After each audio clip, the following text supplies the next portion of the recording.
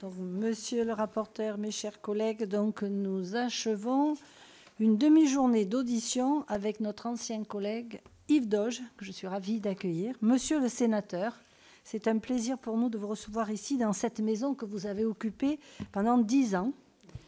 Il nous a paru important avec le rapporteur de vous entendre pour pouvoir bénéficier de votre rare expertise.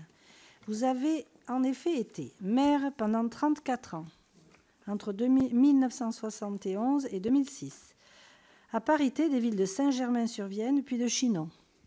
Conseiller général d'Indre-et-Loire pendant 25 ans.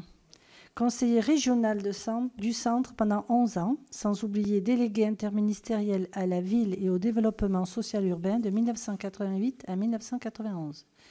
Député de l'Indre-et-Loire de 1997 à 2001 et donc sénateur de 2001 à 2011.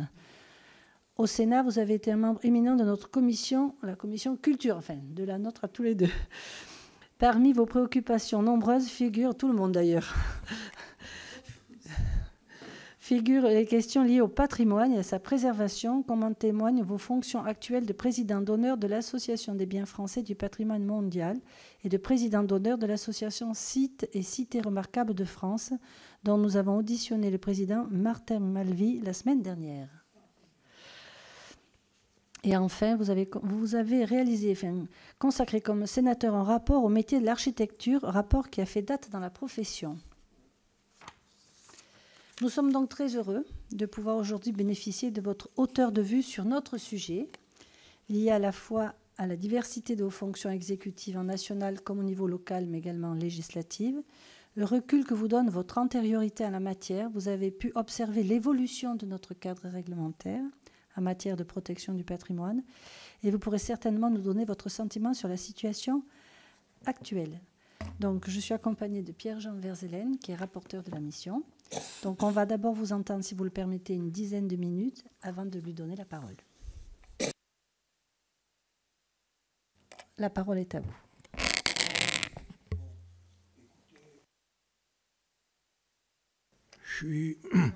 Bon, mais je vous remercie beaucoup de m'inviter.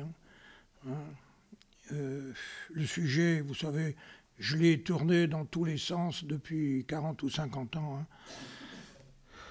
C'est pourtant pas tellement compliqué, en fait. Moi, j'ai pratiqué l'exercice avec les architectes des bâtiments de France, que j'ai toujours défendu ardemment.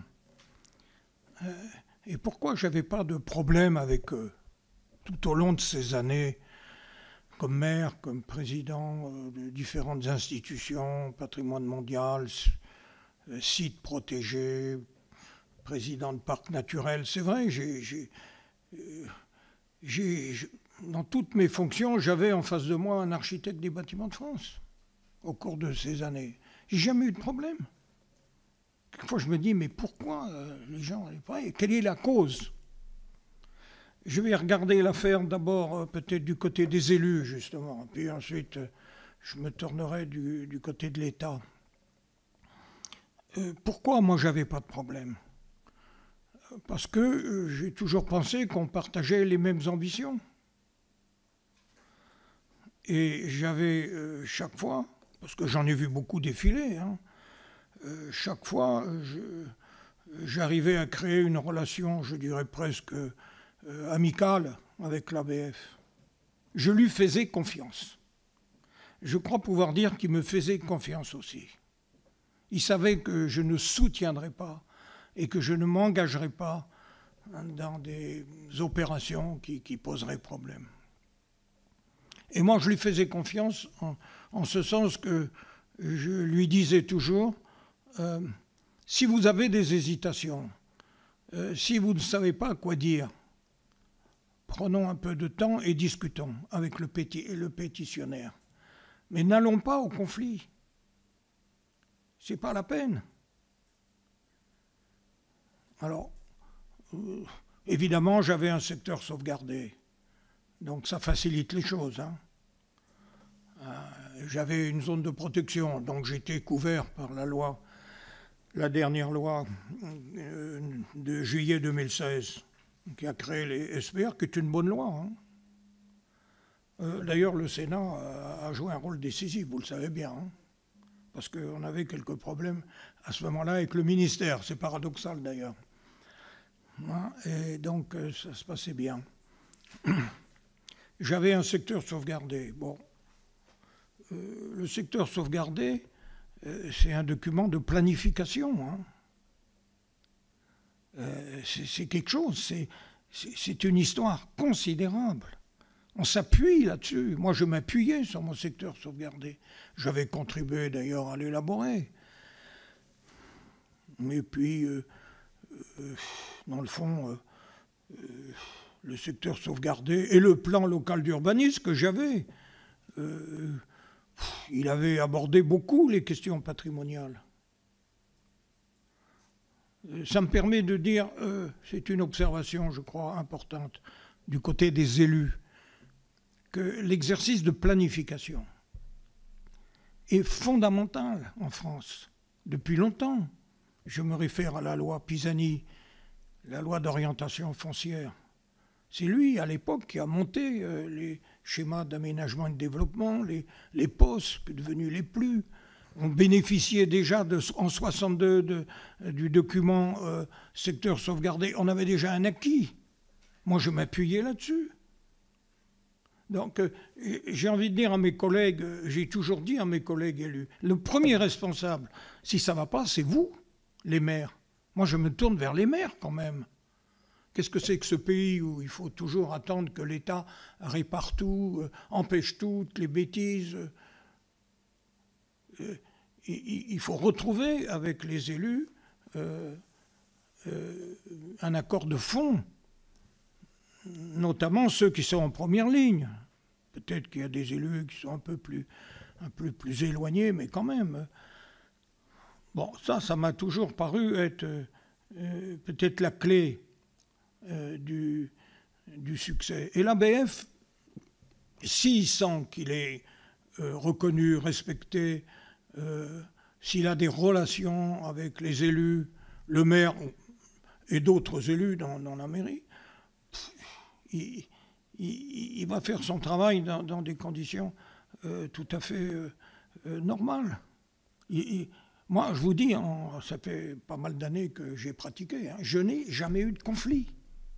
Je ne suis quand même pas encore unique, quand même. Pourquoi ?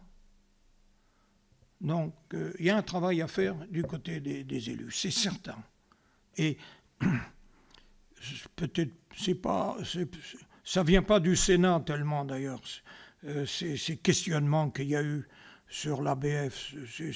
C'est venu plus souvent de l'Assemblée où j'ai été à une époque où je me suis un peu bagarré avec des collègues qui étaient à l'initiative des remises en cause du rôle de l'ABF à l'Assemblée.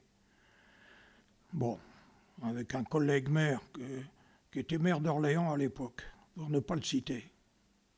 Non mais c'est vrai, et c'est le ministre Mitterrand qui m'a soutenu à fond et qui a sauvé les zones de protection à l'époque. Mais ça venait de maires qui disaient on ne peut pas travailler, vous comprenez, on a des ABF en face de nous qui nous empêchent. Je disais mais attendez, mais c'est de la folie cette histoire.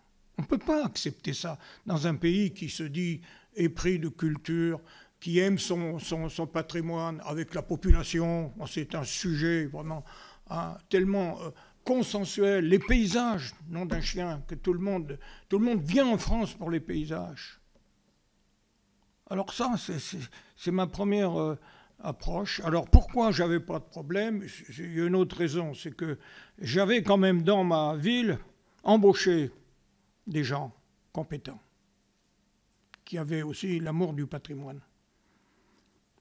Et des architectes ou des paysagistes. J'avais même créé une petite agence d'urbanisme qui rayonnait autour de ma ville sur l'intercommunalité. Parce que maintenant, il faut réfléchir quand même avec les intercommunalités. C'est comme ça. Et j'avais une équipe, si vous voulez. J'avais vraiment des gens compétents. Et quand on avait un problème, avec cette équipe, avec le responsable Il y a Antoine Borne, je me rappelle de lui, un type formidable. J'allais sur le terrain avec lui.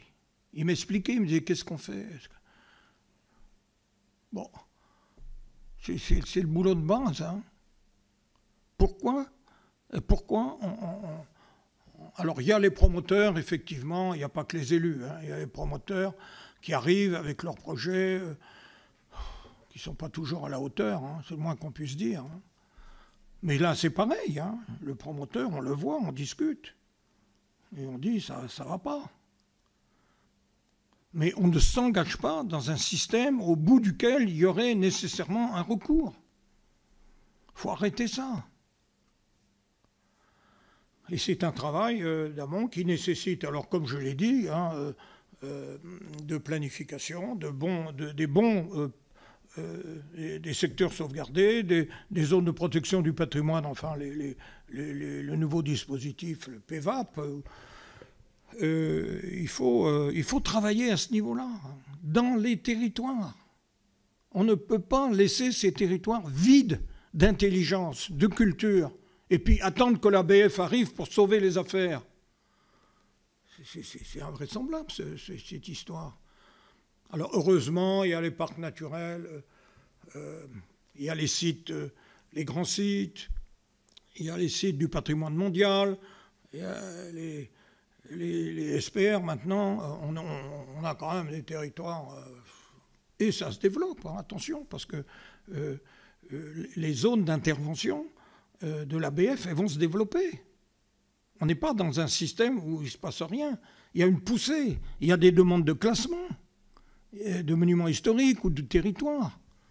Moi, j'ai beaucoup travaillé sur le patrimoine mondial, comme vous savez. Hein.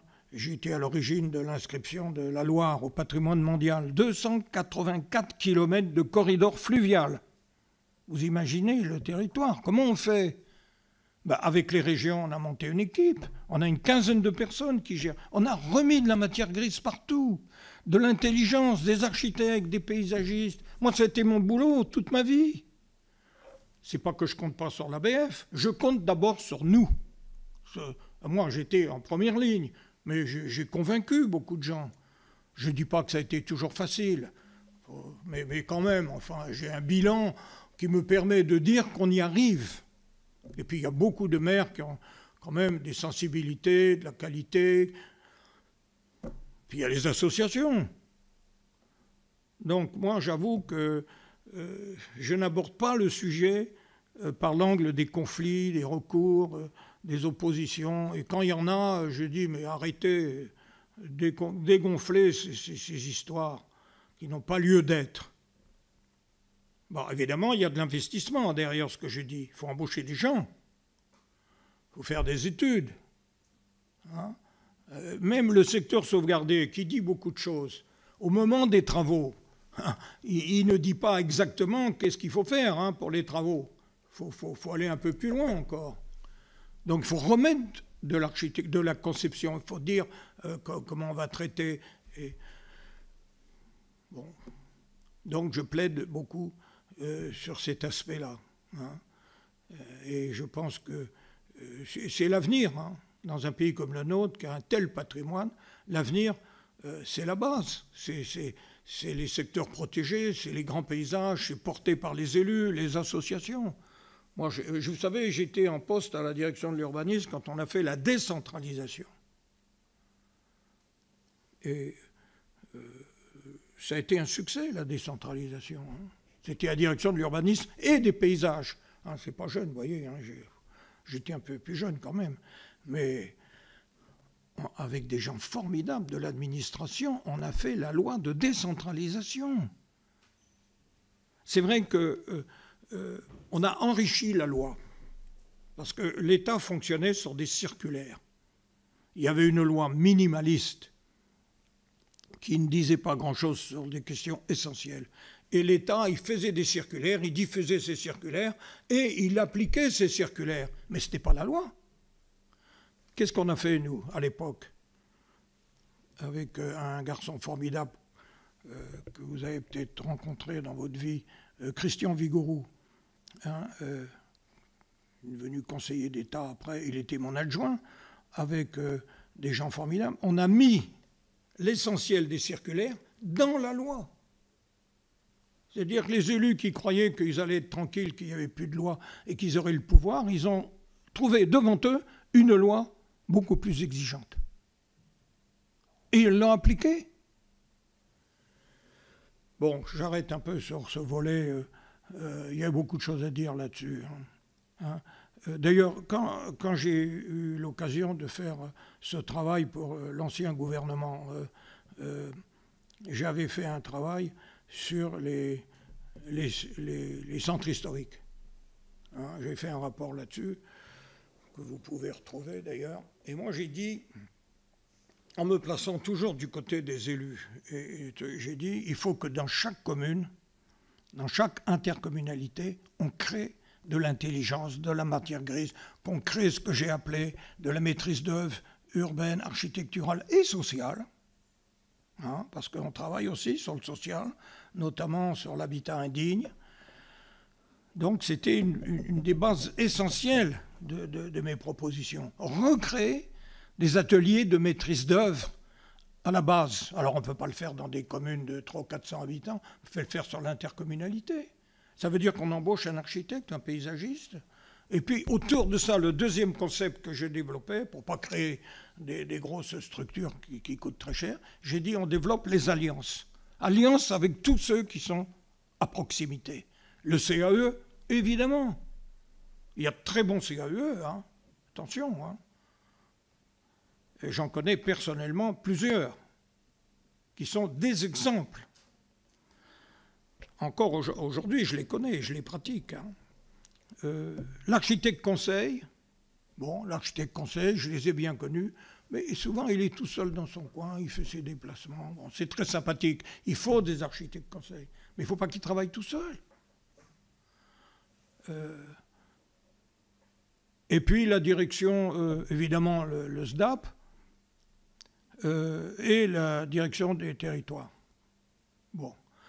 Mais ça, je vais dire un mot du côté de l'État. Mais je disais, il faut, du côté collectivité, l'établissement public ou la commune, il faut un chef de projet, quelqu'un qui incarne cette ambition territoriale et du patrimoine à une bonne échelle. Et puis autour de lui, on rassemble les forces et on les fait travailler ensemble, nom d'un chien. Au lieu qu'ils soient chacun dans leur coin, à se voir quelquefois ou pas. On n'est pas bien organisé, vous savez. Bon, c'est le boulot des élus, d'être coordonnateurs, de mettre du lien dans tout ce monde-là. Et les gens ne demandent pas mieux de travailler ensemble. Mais il faut leur donner envie de le faire et les accompagner. Dans mon département, c'est l'Indre-et-Loire, moi j'ai beaucoup soutenu un conseil d'architecture et d'environnement qui est devenu une véritable agence départementale. La DAC, ça s'appelle, l'agence départementale d'architecture et de construction, auprès des collectivités, mais ils font du conseil auprès de particuliers. Je peux citer un autre exemple que je connais très bien, dans le Gard. Vous avez un CAE dans le Gard, un conseil d'architecture, qui est une agence départementale d'urbanisme d'architecture, avec des architectes. Ils sont 25 ou 30 là-dedans. Vous les avez peut-être rencontrés d'ailleurs, les gens du Gard ou de l'Indre-et-Loire. Parce que franchement, tout le monde reconnaît leurs compétences. Le département le finance. Et ça marche. Ils sont appelés constamment par les élus. L'architecte des bâtiments de France est très content. Il est invité de temps en temps. Il n'a qu'à applaudir à ce qui se fait. Alors, ici ou là, il peut y avoir un problème. Il faut dégoupiller la grenade, quoi. C'est tellement facile. Tellement facile. Alors, j'arrête sur ce volet-là. On peut reparler de ça longuement, mais pour moi, c'est la priorité. C'est un projet politique que je défends là, sur des causes essentielles, parce que la question du paysage, la question de l'urbanisation, la question des sols,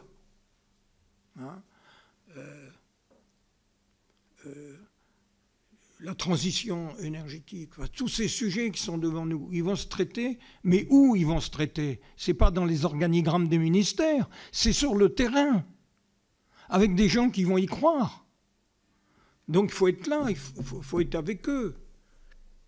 Là, il y a un enjeu énorme. Hein. Et c'est pour ça que quelquefois je m'agace de ce débat de conforme ou pas conforme. Ou ça. Je dis, mais de quoi parlez-vous? Vous savez qu'un avis simple, c'est aussi compliqué à donner qu'un avis conforme. C'est la même chose, c'est un avis. Et bien, à partir du moment où c'est un avis, ça suppose une connaissance. Quelqu'un qui a capacité à comprendre ce qui se passe et qui donne un avis. Il est conforme, il n'est pas bon. C'est un avis. C'est d'abord ça ce qui compte. Donc c'est la même chose. Il faut une infrastructure intelligente. Alors du côté de l'État, c'est vrai que bon, j'ai toujours pratiqué les deux côtés. Hein. Je vous le dis franchement, j'ai toujours défendu l'État, franchement.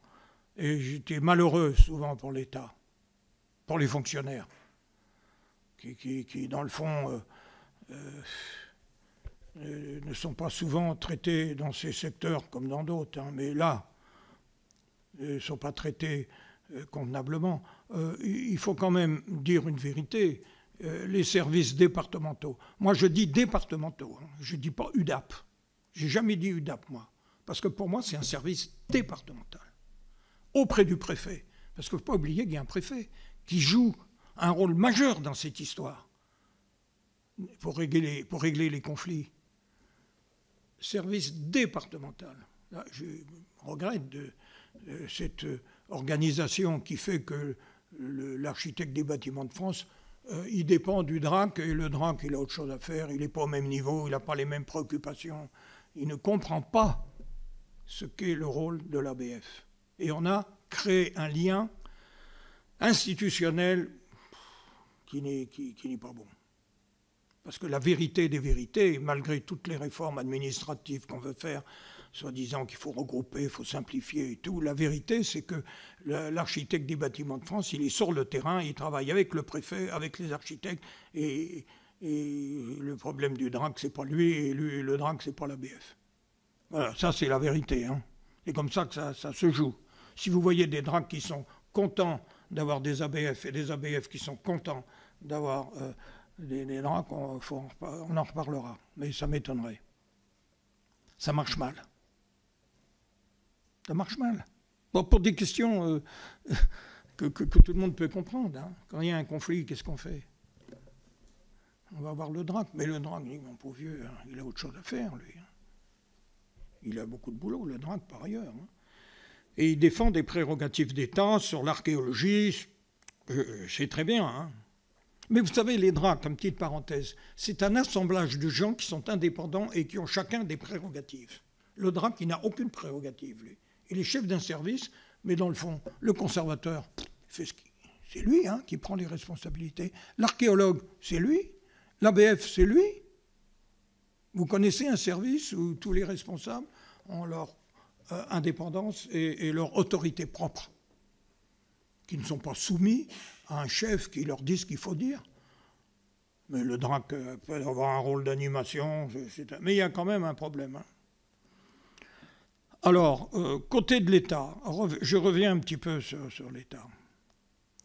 On est dans une situation extrêmement difficile sur les SDAP. Vous le savez bien. Moi, j'ai été en SDAP plusieurs fois. J'ai vécu très proche de certaines SDAP. J'ai vu les burn-out dans les SDAP. La tension extrême, la pression pour répondre tout de suite, dans des délais trop courts, qu'on a réduits, nous, les parlementaires, sous la pression des promoteurs. C'est trop long, il faut construire plus vite et moins cher. C'était le slogan au moment de la loi Elan. Donc on a mis le service dans une situation de tension extrême qui rentre un peu en contradiction avec le volet que je développais à l'instant, hein, qui dit il faut prendre son temps, on travaille ensemble, on fait du compromis, on met de l'intelligence partout. Et puis on se trouve là devant un service qui est sous extrême tension. Il manque des postes, évidemment. Et il y a des tâches administratives, c'est compliqué. Et ce service, c'est un des derniers services de l'État sur le terrain, hein. Sinon le dernier. On ne lui rend pas la vie facile, hein. Bon, le ministère de la Culture, que j'ai toujours défendu aussi, il en est conscient, hein.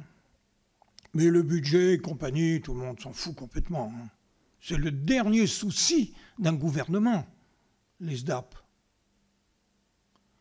Hein, parce qu'on ne voit pas ce qu'il y a derrière. Et on laisse s'effondrer un service départemental qui est sous tension, qui n'arrive pas à faire face, dans les délais qu'on lui impose, compte tenu de la masse de demandes. Dans mon département, c'est un des départements les plus riches en patrimoine. Il y a 5 ou 6 secteurs sauvegardés, il y a du patrimoine partout, il y a des périmètres partout de protection des abords. Il manque cruellement de gens compétents. Il y a des absences, je dis, hein, les gens craquent. Bon, alors, est-ce qu'on continue comme ça? Et on nous dit, ah, vie simple, vie conforme. Je dis, mais on se trompe complètement de débat. Complètement. C'est un côté ridicule de se battre pour savoir si c'est simple ou si c'est conforme. La vraie question, c'est que le service est au bord de la catastrophe. Il ne peut plus fonctionner. Alors l'ABF, qu'est-ce qu'il fait devant l'accumulation? Faute de temps pour répondre quelque chose d'intelligent, il dit non. Comme ça, il dit on verra, on sauvegarde un peu, on verra. Donc on s'est mis du côté de l'État. On s'est mis dans une ambition zéro. Vous savez, c'est triste parce qu'on vient de loin quand même. Depuis Mérimée et compagnie, hein, vous connaissez l'histoire de France. Hein. Et il y a eu des lois magnifiques. Octobre 62, Malraux. La décentralisation, on a créé, moi j'étais aux affaires, hein, on a créé les zones de protection du patrimoine au moment de la décentralisation.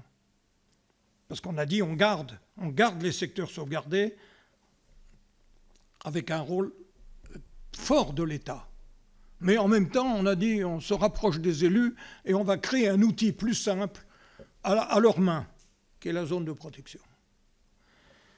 Ensuite, la loi de 67 hein, sur l'architecture, qui a créé les... Moi, j'ai été très impliqué dans cette loi avec une fille formidable, Florence Contenay, qui nous a quittés il y a 1 an. Il y avait un environnement humain du côté du ministère, hein, de l'équipement à l'époque, hein, un environnement de fonctionnaires et d'administration de haut niveau. Hein. Faut se rappeler de ça. Hein.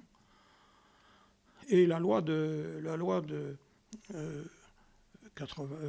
77 sur le rôle de l'architecte, la maîtrise d'œuvre, les CAUE, vous vous rendez compte le progrès qu'on a fait, hein? Et puis, bon, la loi de juillet 2016, elle est bonne cette loi, celle qui a créé les SPR avec l'aide majeure du Sénat. Elle a été votée à l'unanimité. Vous vous rendez compte, sur un sujet comme ça, tout d'un coup, unanimité. Ah. C'est quand même une bonne nouvelle, ça, non? Et puis vient, alors là, je dois dire, la loi Elan, bien mal nommée. Hein. C'est elle qui commence à casser le système. C'est triste. Hein. Moi, j'ai des amis qui m'ont dit, on fait une connerie. Mais ils l'ont voté quand même, parce que vous savez ce que c'est. On a dit qu'il fallait voter, on vote. Bon, très bien. Moi, j'aurais jamais voté une loi comme ça. C'est pas bien. Avec un slogan, là, je l'ai entendu dire « Ah, vous comprenez, il faut construire plus vite et moins cher. Il faut construire le juste prix. » Le juste prix, c'est peut-être moins cher dans certains cas, mais le juste prix, et plus vite. Non, le temps qu'il faudra, avec l'intelligence qu'il faut mettre sur les territoires, dans les services. Bon, alors on s'est embarqué, on a ouvert une... Alors vous me direz, on a ouvert la fameuse porte de la vie conforme. Bon, comme j'ai dit, pour moi c'est un signe un peu désolant d'un recul. On parle beaucoup de trajectoire, vous savez. Alors là, dans la trajectoire, on était bon depuis bien longtemps. Et puis tout d'un coup, la trajectoire, il y a un coup qui s'arrête là. Pourquoi ? Oui, parce qu'il faut aller plus vite pour l'économie. C'est faux. Plus on investira à l'amont, plus vous irez vite. Et mieux vous gagnerez. Mais tout le monde le sait. Bon, donc on est arrivé à un moment où l'État, il est en situation de faiblesse. Faut le reconnaître honnêtement. Hein. Et moi, je défends l'État, hein. Je défends l'architecte, mais il faut retrouver une ambition. Mais écoutez, c'est dérisoire en termes d'investissement par rapport à... C'est dérisoire. Là, on fait des économies, si tant est que ce soit des économies, parce que, comme je vous ai dit, plus vous investissez à l'amont, plus vous gagnez à l'aval. Donc, ça pose le problème des architectes, des paysagistes, du statut peut-être, moi je l'ai évoqué souvent cette question, du statut d'architecte et de paysagiste. Et je prenais l'exemple des architectes voyers dans la ville de Paris. Vous savez, les architectes voyers, c'est un statut particulier. C'est un exemple remarquable. C'est des gens exceptionnels qui travaillent architectes voyers. Regardez ça. C'est très particulier à la ville de Paris. C'est un statut particulier. Je m'étais inspiré de ça pour dire qu'il faut créer des architectes appelons-les comme on veut, mais si vous voulez, c'est un statut particulier qui fait qu'ils travaillent pour le bien commun dans le domaine des collectivités territoriales. Hein, et on va les retrouver dans les parcs. Bon, il y en a, hein. Je ne suis pas sûr qu'ils aient le statut qui leur convient. Mais il y en a dans les parcs naturels, il y en a dans les grands sites, il y en a dans les sites du patrimoine mondial. On ne peut pas travailler sans architecte. Et aujourd'hui, entre nous, c'est vraiment un moyen de développer les grandes causes, de traiter les grandes causes qui sont devant nous, avec des gens, des paysagistes, des architectes du patrimoine et des architectes qui ont la compétence pour la transition énergétique, hein, pour régler tous ces problèmes. C'est-à-dire que dans le fond, j'ai envie de vous dire, conforme, pas conforme, c'est pas le problème. C'est au bout d'une politique de régression, une sortie lamentable. Vous voyez, on laisse filer les trucs, et puis au bout, on dit tiens, on va trouver une solution, on va mettre des avis simples. Ça dénote à quel point on est loin du problème, hein, et du sujet. Hein. Ceux qui défendent cette idée, ils ne comprennent rien. Bon, je veux bien qu'on donne un avis simple de temps en temps, hein, pourquoi pas. Hein. Mais je vous dis, un avis simple, c'est difficile à donner. Mais aujourd'hui, dans l'état des services, on ne peut pas donner d'avis, ni simple, ni conforme. Alors on dit non, pour préserver l'avenir. Et on crée les conflits, et voilà. On se met dans une situation de conflit. Alors, voilà, je vais m'arrêter parce que je ne veux pas que je m'emballe là-dessus. Hein. Mais il y a la question des abords. C'est vrai qu'on avait mis ces 500 mètres à une époque. Bon, c'était une situation de simplicité absolue, et on a dit depuis longtemps, on va faire quelque chose d'intelligent, on va travailler sur des périmètres qui vont traiter la question avec un règlement. Mais vous vous rendez compte, on a 40 000 ou 50 000 monuments, alors comment on va faire? Parce qu'on ne peut pas dessiner un nouveau périmètre comme ça sur un coin de table. Hein. Je reviens à la question. Hein, il faut y mettre un peu de moyens, quoi. Il faut mettre des architectes, il faut mettre des paysagistes, il faut mettre des bureaux d'études compétents, il faut mettre un peu d'argent dans les études. Hein. Mais vous avez vu les budgets d'études du ministère de la Culture. Je m'étais battu avec Françoise Nyssen, que j'aimais beaucoup, et elle m'avait dit, je vais t'aider. Et elle m'a aidé, elle a mis 9 millions. 9 millions, oh merci beaucoup, 9 millions, vous vous rendez compte. 9 millions, une victoire incroyable, dérisoire. La personne que vous venez d'auditionner, c'est un type remarquable. Moi, je le connaissais quand il était directeur du budget. Mais il m'a aidé, d'ailleurs, pour les secteurs sauvegardés. Parce que pour les secteurs sauvegardés, moi, j'avais demandé la TVA à 5,5 partout. Et vous savez ce qu'ils ont imaginé? Quand vous avez 5,5, on va voir le projet. On regarde le projet avec des fonctionnaires évidemment très avisés. Et ils disent, ça, c'est du 5,5, ça, c'est pas du 5,5. Le critère, c'est quoi? C'est que si vous faites un plancher en béton, ça, c'est pas du 5,5. Mais si vous restaurez une fenêtre ou un truc, ça, c'est du 5,5. C'est-à-dire qu'on marginalise le 5,5. Parce que dans les secteurs sauvegardés, dans les travaux lourds, dans l'habitat indigne, il y a des travaux lourds. Alors, c'est pas du 5,5. C'est de la TVA à taux plein. On est pénalisé, marginalisé. Pourquoi? Ah bah parce que... Mais notre collègue là, qui est passé tout à l'heure, bon, j'ai souvent discuté avec lui. Il avait une écoute quand même, tout ça. Bon, il était prisonnier un peu de son système quand même. Hein, parce que le budget, c'est une belle machine. Hein, avec des gens très forts. Hein. Et ils sont capables de vous dire sur un bâtiment qu'on rénove, où est la TVA et où est le 5,5. Moi, j'ai dit arrêtez, on ne peut pas faire ça. Vous prenez tout à 5,5. Et la défiscalisation, vous la faites monter à 50%, au lieu qu'elle soit à 20 sur les PVAP ou les secteurs et à 30, je crois. Vous pouvez vérifier les chiffres parce que... Hein, et moi, j'ai dit, mais mettez-la à 50, nom d'un chien. Ça ne coûte rien à l'État, tout ça. Parce que quand vous faites des travaux, ça rapporte aussi, ça fait de l'emploi. Hein, et à pinailler, on pinaille sur des bricoles alors qu'on est sur des enjeux phénoménaux. Hein, on pinaille. Hein. Ça veut dire que l'État, le ministère de la Culture est en première ligne, mais il est tellement affaibli. Et les fonctionnaires sont tellement, comment les qualifier, sceptiques ou déçus.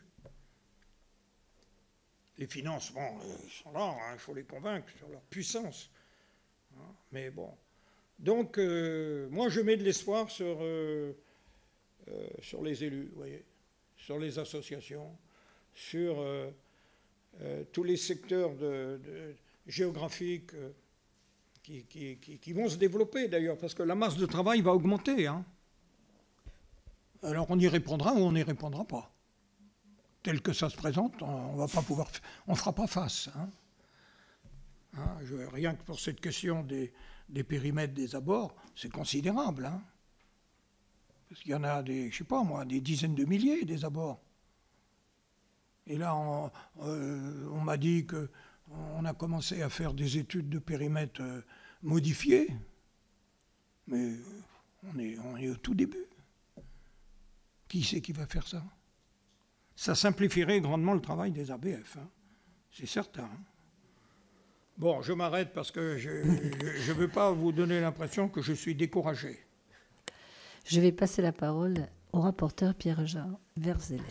Oui, mais alors moi, le truc, c'est que j'ai plus grand-chose à dire après l'exposé que vous venez de faire. Déjà, merci de votre intervention. C'était passionnant. Et la manière de le dire, c'est important, et la manière y était. Et alors, le problème, c'est que j'avais noté quelques questions et que vous avez tout, vous avez quasiment tout balayé avant que je puisse vous en poser. Je pense qu'il y a pas mal de constats que vous avez faits qu'on partage tous. Mais ça, j'aurai la tête à la fin sur le mécano local pour bâtir le périmètre des abords. Sur le côté trop de boulot pour trop peu de gens qui font qu'à la fin... D'ailleurs, en fait, c'est pas vraiment non. C'est on met des prescriptions pas tenables et puis comme ça, on refait un dossier et puis on revoit 2 mois après. Mais vous décrivez évidemment une réalité. Sur la notion DRAC, région-département, bon, le départementaliste que je suis est tout à fait d'accord avec vous. Mais ça, après, mais je suis assez convaincu que que l'échelle de proximité, là aussi, doit vivre. Et après, sur ce que vous avez décrit de votre expérience d'élu local, avec qui, avec l'ABF, ça se passait bien, on vérifie partout que dès que les ABF ou les gens qui bossent, donc pas dans les UDAP, mais dans les services départementaux, dès qu'il y a de la présence physique et de l'échange, ça marche tout le temps. Enfin, ça marche tout le temps. Le problème, c'est qu'il y a plein d'endroits où il n'y a pas d'échange physique. Et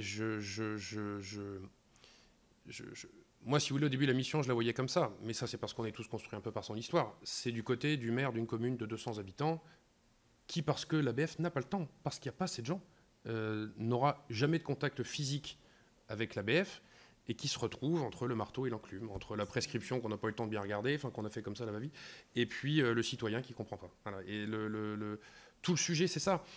Et il n'y a pas de... par d'avis conforme. Enfin, moi, dans ce que je vois de la mission depuis le début, j'ai l'impression qu'on dit des choses positives sur l'ABF comme je n'ai pas entendu depuis longtemps. Enfin, je voudrais pas laisser croire que la mission est un truc comme ça où on tape sur un clou en disant l'ABF... Non. Mais après, il y a des problèmes. Si je m'appuie sur ce maire de 200 habitants et l'habitant dans cette commune, on décrit quand même une réalité. Il y a des maires qui se plaignent de l'ABF parce qu'ils ne les voient pas, parce qu'ils ne comprennent pas. Il y a des citoyens qui se prennent parce qu'ils ne comprennent pas non plus les décisions qui sont prises, etc. Et le but du jeu, c'est d'essayer de faire des recommandations, des choses qui permettent d'améliorer les choses. Voilà, c'est vraiment l'objectif. C'est l'objectif de la mission. Voilà. Après vous avoir dit ça, je vous dis, vous avez quasiment répondu à tout. Donc je vais revenir sur le périmètre délimité des abords. Ouais, bah allez-y, si vous voulez. Non ? Sur le périmètre délimité des abords. On a bien compris que l'idée était bonne, que c'était séduisant à la fois du côté de l'ABF, à la fois du côté de la commune, sauf que c'était un truc très compliqué, mais c'est quelque chose de très compliqué à mettre en place, beaucoup de procédures, etc. Comment vous imagineriez une procédure simplifiée, ne veut pas dire pas travailler sur le fond, mais quelque chose qui permette, un mécano qui permette d'aller plus rapidement que c'est le cas aujourd'hui. Si vous avez des idées sur ce sujet-là. Et peut-être dans la foulée, est-ce que l'idée n'est pas de soulager, enfin si, c'est peut-être ça, de soulager l'ABF, mais comment vous voyez un mécano local avec l'intercommunalité, le CAE, quelque chose qui pourrait faire en sorte de, quelque part, de faciliter la vie des ABF? J'ai évoqué un petit peu l'exemple du Gard, du CAE du Gard et du département d'Indre-et-Loire. Ils font ce boulot, hein. C'est-à-dire qu'ils sont quand même une assez grosse équipe, hein, et ils sont sur le terrain. Et ils travaillent avec l'ABF. C'est soit l'ABF les appelle, soit eux qui appellent l'ABF. Ils travaillent la main dans la main, sans arrêt. Il y a un problème dans telle commune. C'est des communes de 200-300 habitants. Hein. Et évidemment, ces communes-là, à part l'intercommunalité qui aurait pu créer un outil d'étude qui serait à leur disposition, pourquoi pas, je suis obligé de remonter au niveau du département et des conseils d'architecture. Mais tant mieux. Moi aussi, je suis départementaliste sur ces questions-là. La région, ce n'est pas son problème.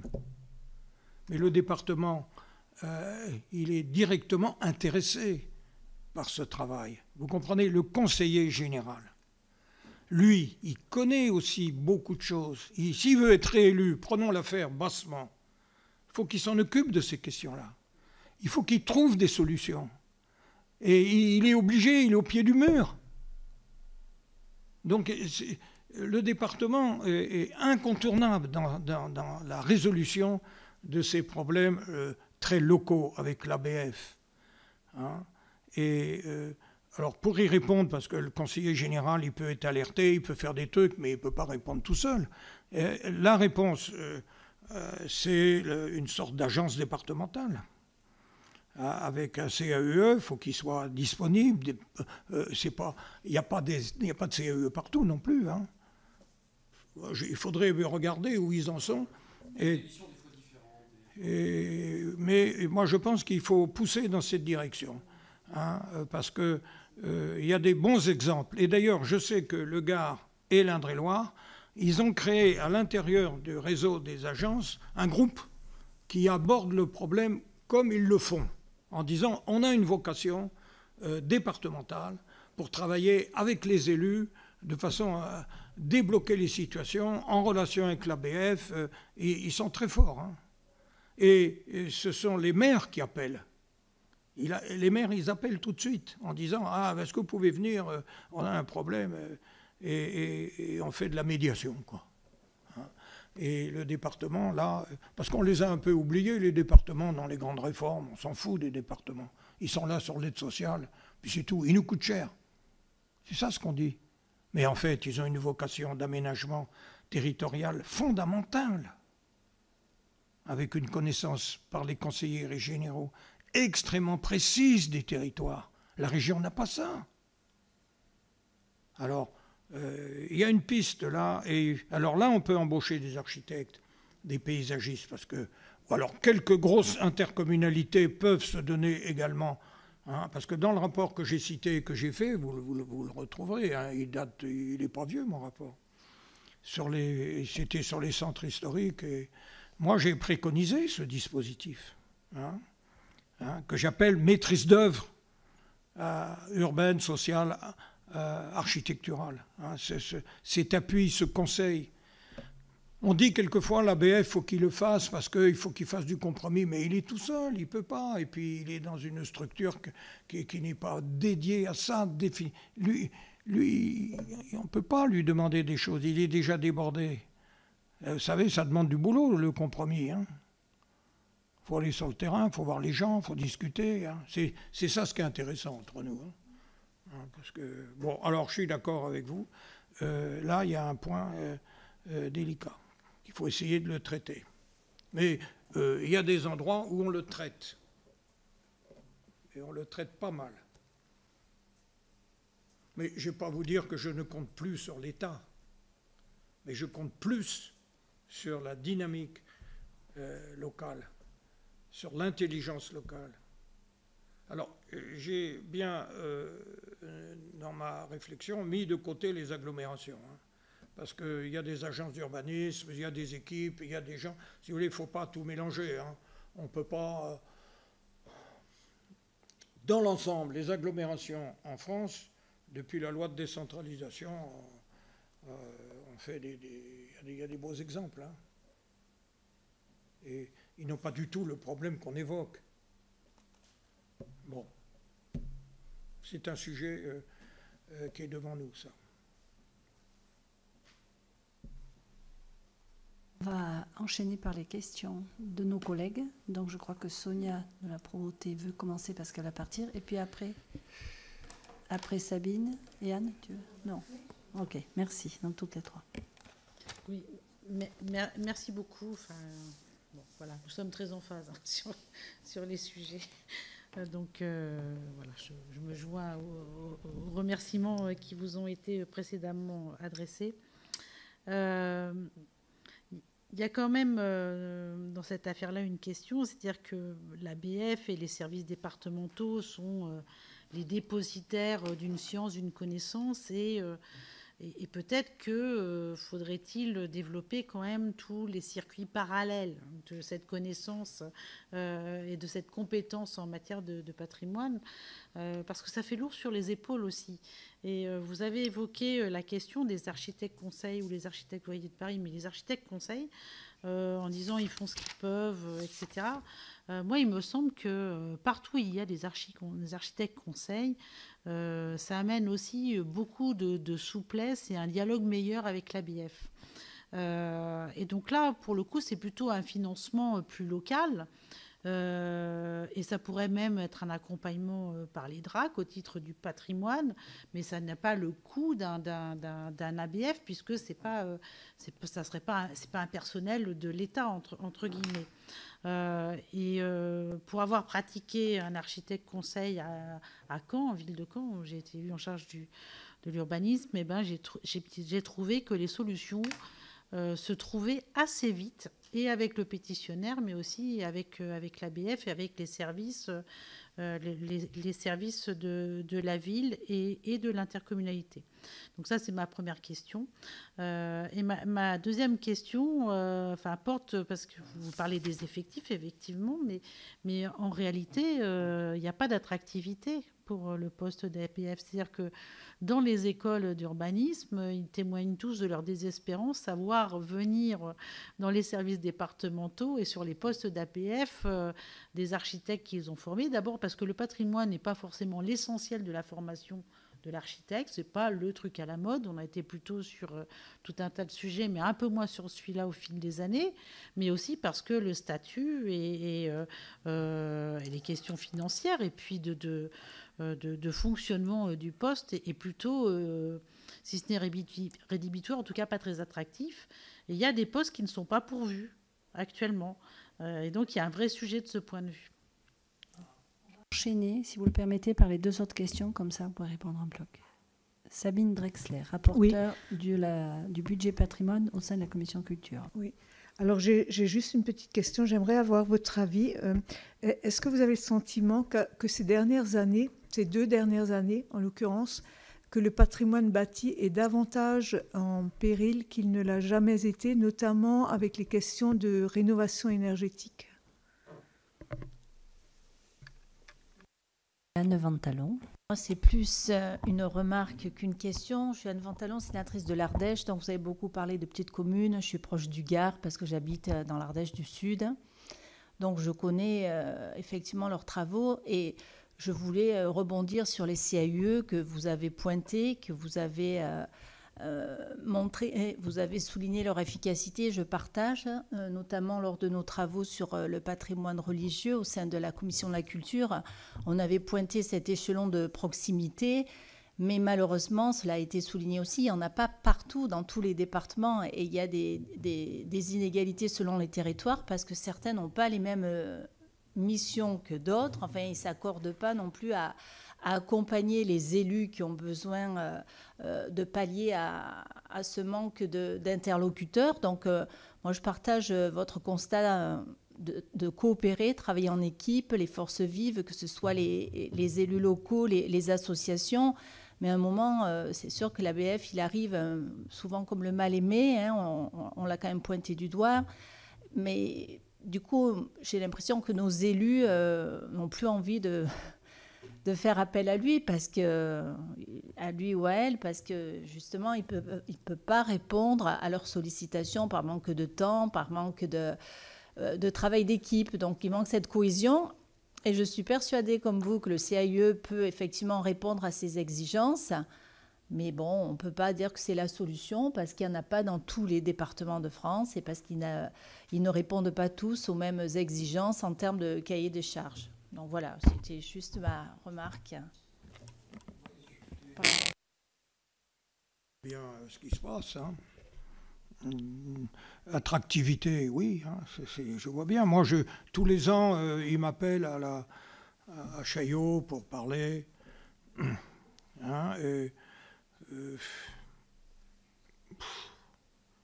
les postes ne sont pas pourvus. Attractivité. Hein. D'abord, les services, comme j'ai dit, sont dans un état extrêmement difficile. Hein. Les salaires ne sont pas géniaux. Il y a beaucoup de contractuels pour boucher les trous. Moi, j'ai regardé dans un grand département, la Seine-et-Marne, en crise grave, quand j'ai regardé ça. Grâce à des contractuels qui ça fonctionne. Mais on les garde un temps, on les renouvelle une fois et dehors. Payer 13 € de l'heure. C'est comme ça qu'on essaie de boucher les trous. Comment voulez-vous que l'attractivité... alors il y a quand même des architectes qui viennent, parce que comme le monde de l'architecture va mal, il y en a qui vont se faire payer 13 € de l'heure. C'est moins qu'une femme de ménage. Hein. Mais la femme de ménage n'est pas bien payée d'ailleurs. Il faudrait qu'elle gagne au moins 15 € de l'heure. Bon. Mais on bouche les trous, quoi. Hein. Et c'est inadmissible de la part de l'État de laisser perdurer des situations désespérantes. Donc, alors, c'est pour ça que moi, je mets de l'espoir dans l'embauche d'architectes. Si on pouvait réfléchir sur un corps d'architectes territorial un peu qualifié. Moi, je l'avais toujours dit dans le rapport que j'ai fait ici il y a bien longtemps. Je pense que je l'avais dit, ou je l'ai dit. Je pensais que c'était une bonne solution, avec un potentiel d'embauche quand même qui n'est pas négligeable. Parce qu'il y a beaucoup de structures, les grands sites, les parcs naturels, le patrimoine mondial, on cherche du monde, vous comprenez? Donc il faut être attractif là aussi. Et pour être attractif, ça serait pas mal qu'il y ait un statut, quelque chose qui tienne debout, quoi. Hein? On alimenterait la base du système par des architectes, des paysagistes qu'on a formés et qui vont galérer. Ils sont seuls. Parce que les agences d'architecture, il n'y en a presque plus. Elles se sont petit à petit détruites. La crise du logement fait qu'il n'y en a plus. Hein. Donc, on dit tous un peu la même chose, là. Hein. Et il y a des territoires où il n'y a rien du tout. Alors, les CAUE, c'est vrai que je regrette, moi, qu'on n'ait pas rendu obligatoire les conseils d'architecture. Parce que c'était à votre bonne volonté. En plus, c'est un financement excellent. Parce que on avait créé à cette époque deux choses. Les conseils d'architecture et le périmètre des espaces protégés et sensibles. Vous savez, la taxe, la TDENS, la taxe, vous voyez ce que je veux dire, hein? Il y a même des départements qui en avaient, ils ne savaient pas quoi en faire. C'est une ressource départementale.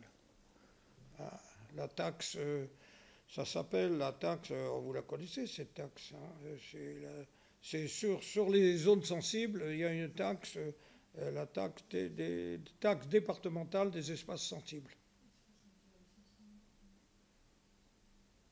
Regardez qu'est-ce qu'elle est devenue, si elle fonctionne, qu'est-ce qu'on fait de cet argent, je sais.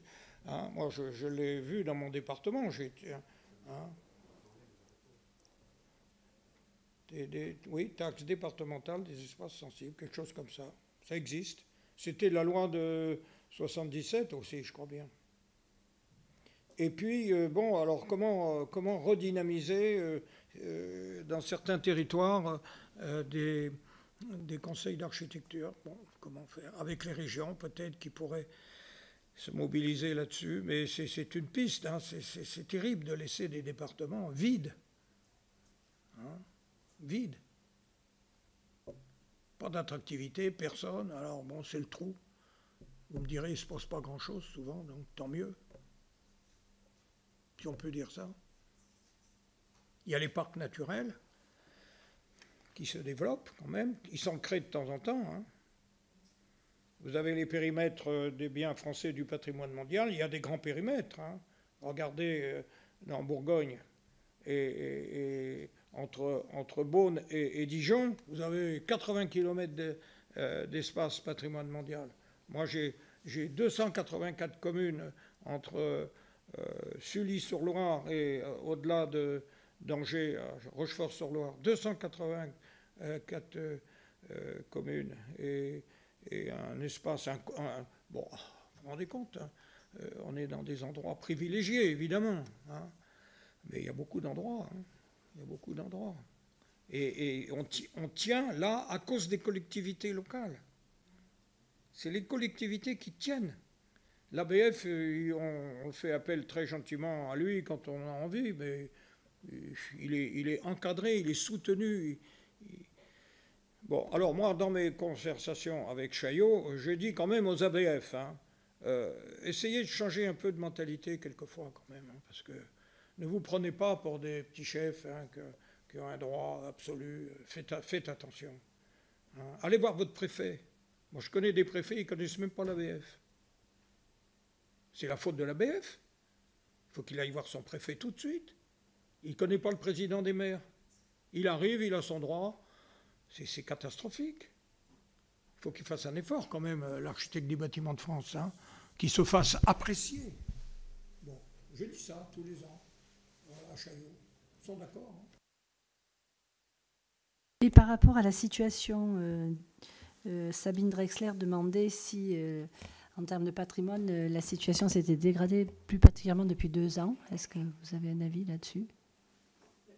La question de la rénovation énergétique, la loi climat et résilience, le DPE, etc. Les gens qu'on force un peu à isoler. Est-ce que pour vous, est-ce que vous avez identifié ceci comme étant quelque chose qui aggravait les risques sur le patrimoine bâti? Oui, parce que vous avez, excusez-moi, vous avez évoqué la question du péril. Est-ce qu'il y a un changement?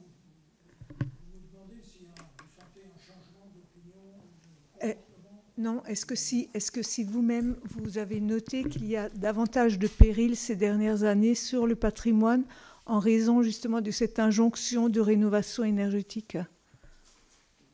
Davantage de périls.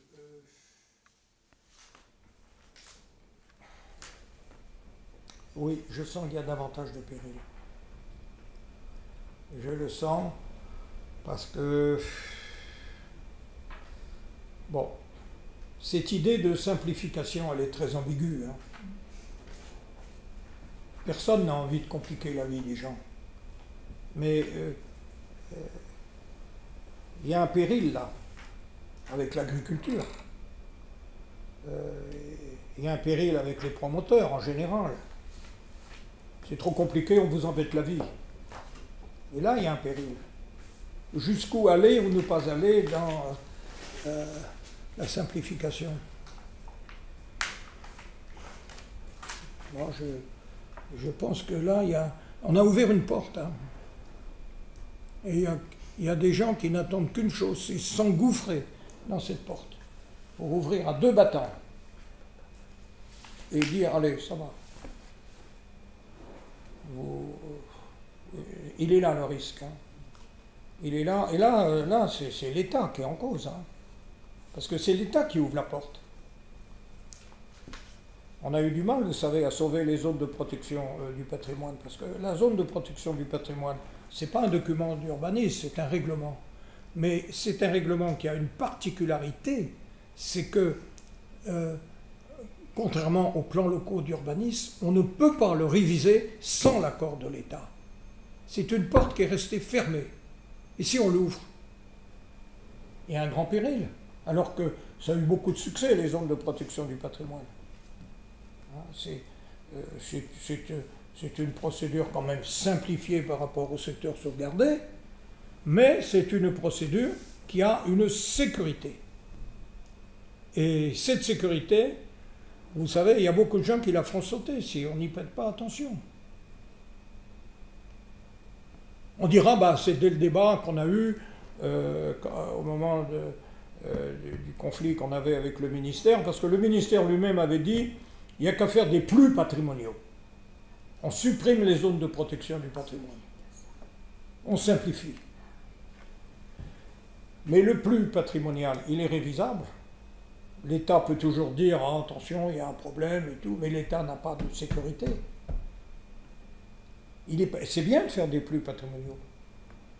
Mais une nouvelle majorité peut revoir complètement le plan patrimonial et le mettre en l'air. Vous savez, dans ma commune, moi j'ai beaucoup investi dans ma commune. Mes successeurs, en dehors de leurs étiquettes politiques, je ne leur fais pas trop confiance. Hein. C'est ça le problème. Hein. Et moi j'ai porté l'ambition assez haut. Hein. Mais bon, quelquefois je me dis,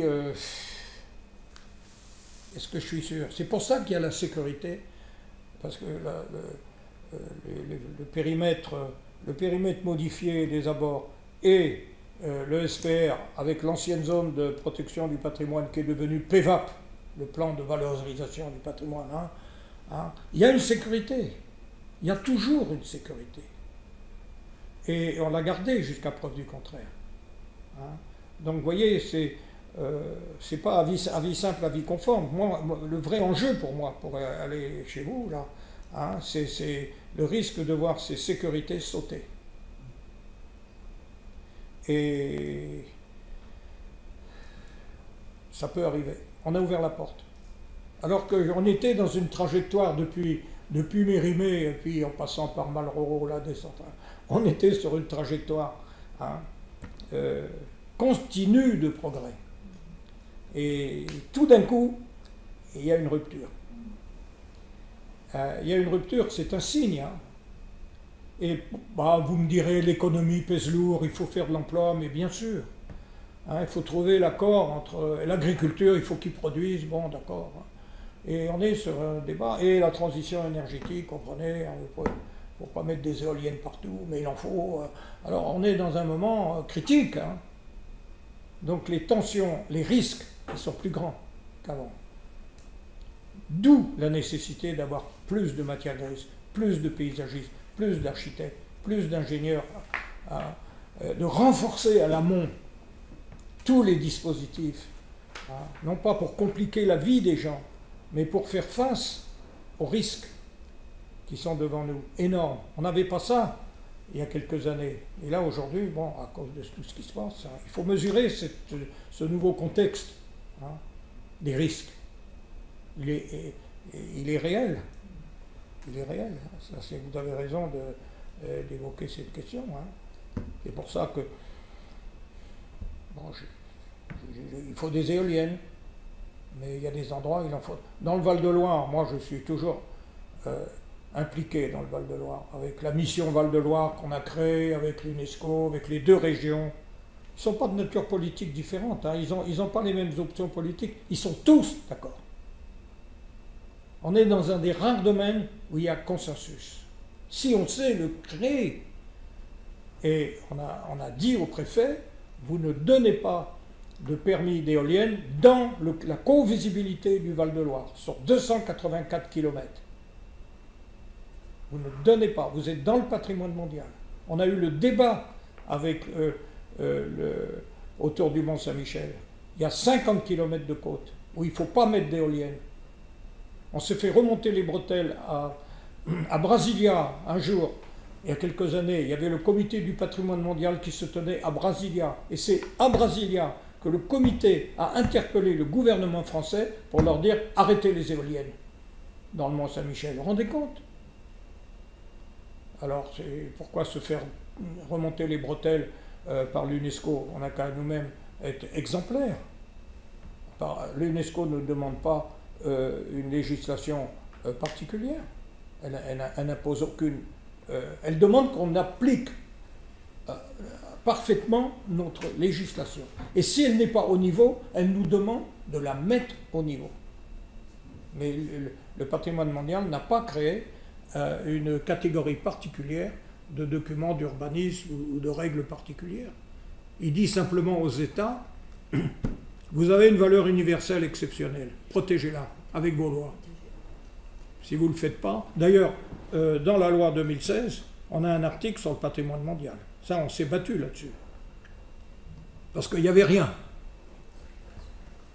Et maintenant, dans la loi de 2016, il y a un article qui évoque la question du patrimoine mondial sur la définition des périmètres, la concertation qu'il faut avoir avec les élus et sur la nécessité d'élaborer les fameux plans de gestion qui vont aborder cette question des risques. Bon, on a bouclé la boucle, c'est bien. Eh bien, on vous remercie pour votre présence et vos propos, vraiment. Moi, ça me rappelle des bons souvenirs. Hein. Et je donne rendez-vous à mes collègues demain, mercredi 22 mai à 13h30 en salle 245 pour l'audition de M. Christophe Leribaud, président de l'établissement public du château, établissement public de Versailles, oui. Musée et domaine national de Versailles.